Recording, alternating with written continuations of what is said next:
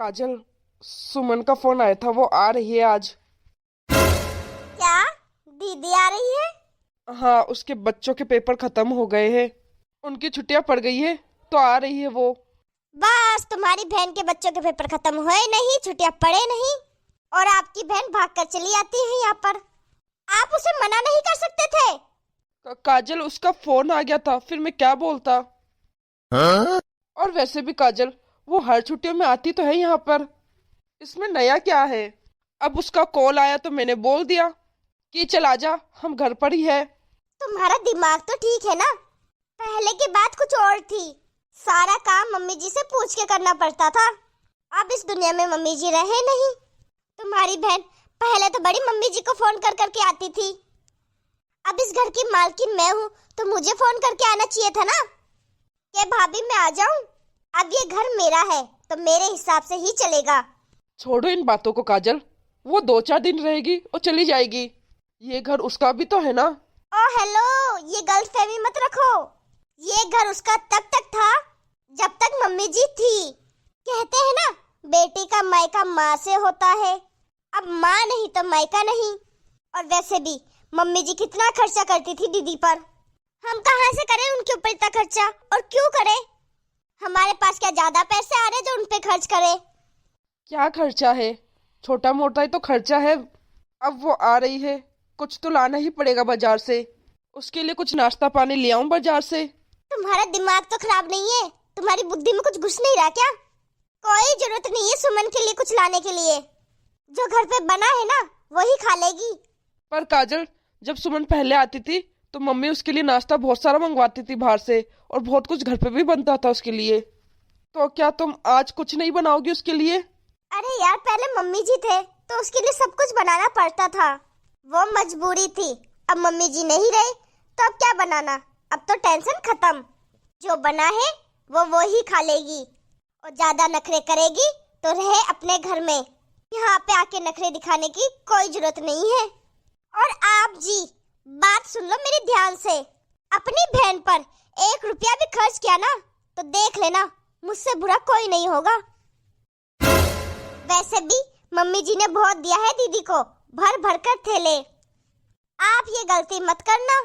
चल अब बाबा, तू बस कर, बस कर, नहीं लूंगा उसके लिए कुछ, ठीक है? ठीक है, और आगे से कभी तुम्हारी बहन का फोन आए ना तो बोल दिया करना कि हम घर पर नहीं हैं। जब सास थी वो बेटी बेटी करती रहती थी, सास के जाने के बाद भाई बहन बहन कर रहा है।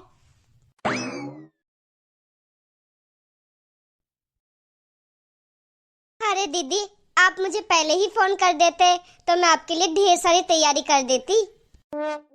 आप बता के आते दीदी तो मैं आपके लिए अच्छा अच्छा खाना बना के रखती। और क्या बात है दीदी, अभी कुछ महीने पहले ही तो छुट्टियां पड़ी थी बच्चों की, और आप अचानक से ही आ गए। भाभी, मैं तो छुट्टियां पड़ने का कब से इंतजार कर रही थी, और कब मैं अपने घर को जी भर कर देखूं, अपने मायके आ सकूं, अपनी माँ के बिस्तर पर सो सकूं, अपनी माँ की यादों को याद कर सकूं। इसलिए सोचा कि जैसे ही बच्चों की छुट्टी पड़ेगी मैं मायके जरूर जाऊंगी। और भाभी, आप कह रहे हो कि मैं बता के नहीं आई, मैंने भैया को फोन करके बताया था कि मैं आ रही हूँ। क्यों भैया? वो अरे दीदी, तुम्हारे भैया तो 1 नंबर के भुलक्कर है, ये तो भूल ही जाते हैं। अगली बार आए ना तो मुझे फोन करके आना। अच्छा ठीक है भाभी। और भैया, कैसे हो आप? मैं भी ठीक हूँ सुमन। और भैया, आपका काम कैसा चल रहा है? क्योंकि माँ ने मुझे बताया था कि आपके बिजनेस में बहुत बड़ा घाटा हो गया था। और भैया, पहले तो सारी बातें मम्मी से पता चल जाया करती थी, पर भैया अब जो भी बात हो ना तो आप मुझे बता दिया करो। मैं हूँ ना आपकी बात सुनने के लिए। पहले तो माँ थी जब आप माँ को सारी बातें बताते थे, अब माँ तो है नहीं तो आप मुझे बता सकते हो अपने मन की बातें। अरे सुमन, ऐसी कोई बात नहीं है, ये बात तो काफी टाइम पहले की बात है, हुआ था एक नुकसान, लेकिन अब तो बिल्कुल ठीक है सब कुछ। और तू बता, तेरे ससुराल में सब कैसे है? मेरे ससुराल में तो भैया सब कुछ ठीक है, सब ठीक है। मुझे तो खाली आप लोगों से मिलना था, इसलिए मैं अचानक से ही चली आई। बस भैया, एक ही रात रुकूंगी, कल सुबह चली जाऊंगी। अच्छा दीदी, तुम बस 1 दिन के लिए ही रहने आई हो? हाँ भाभी, मैं मैं तो बस ये आपके पसंद का अचार और भैया के पसंद के पापड़ लेके आई थी। अरे सुमन, ये अचार और पापड़ तू कैसे लेके आई? ये सब तो मम्मी बनाया करती थी। हाँ भैया, पहले तो अचार और पापड़ मम्मी ही बनाया करती थी, पर मैं मम्मी के गुजरने से पहले लास्ट टाइम आई थी ना यहाँ, तो मम्मी ने मुझे बताया था। मम्मी कहाँ गए थे आप? बेटा ऊपर गई थी छत पे, मसाले सूख रहे थे ना उसको देखने। अरे मम्मी, सुबह से आप मसाले सुखाने के चक्कर में 15 चक्कर लगा चुके हो छत के। अरे मम्मी, मैं जब भी यहाँ आती हूँ आप कभी अचार बनाओगे, कभी पापड़ बनाओगे, कभी पिन्नियाँ बनाओगे। आप तो बस यही सब करने लग जाते हो। थक जाओगे मम्मी, आपकी तबीयत खराब हो जाएगी। बेटा ऐसे कैसे तबीयत खराब हो जाएगी? एक माँ को बच्चों के लिए ये सब करना अच्छा लगता है। और वैसे भी तुझे और तेरे भाई को मेरे हाथ के पापड़ कितने पसंद है, और अचार तेरी भाभी को पसंद है, तो मैंने सोचा तेरी भाभी के लिए अचार डालूं तो तेरे लिए भी डाल ही दूं। वो सब तो ठीक है मम्मी, पर अपनी सेहत का भी ध्यान रखा करो आप। अच्छा, अगर तुझे इतनी ही फिक्र है मेरी तबीयत खराब होने की, तो चल मेरे साथ रसोई में, तुझे सिखा देती हूँ अचार पापड़ बनाना। अगर कल को मुझे कुछ हो भी गया तो तू कम से कम तेरे भैया भाभी को अचार पापड़ बना के तो खिला देगी। अरे मम्मी, ऐसे मत बोलो आप, कुछ नहीं होगा आपको। अमर कौन है बेटा इस दुनिया में? चल तेरे को सिखाती हूँ पापड़ बनाना और अचार बनाना। भैया, माँ के हाथ के जैसा तो स्वाद नहीं है इन अचार पापड़ों में, पर मैंने पूरी कोशिश की है।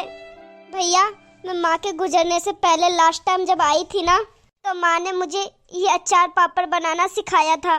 तो बोला था कि अगर मैं इस दुनिया में ना रहूं तो तेरे भैया के पसंद के पापड़ और तेरी भाभी के पसंद का अचार बनाकर उनको देती रहना। तो इसीलिए आज माँ को याद करके मैं आप दोनों के लिए अचार और पापड़ बना के लेके आई हूँ। सही में सुमन, आज तूने माँ की याद को ताजा कर दिया। तू चिंता मत कर, तू टेंशन मत ले, तुझे इस घर में कभी माँ की कमी महसूस नहीं होगी। दीदी चुप हो जाओ। सुनो जी, जाओ दीदी के लिए कुछ खाने को लेके आओ। जो जो मम्मी जी मंगवाती थी वो सब लेके आना। और दीदी, मैं आपके पसंद का वो सब बनाऊंगी जो मम्मी जी बनवाती थी। दीदी, मैं मम्मी जी जैसी तो नहीं बन पाऊंगी, पर पूरी कोशिश करूंगी कि आपको मम्मी जी की कमी कभी महसूस ना हो।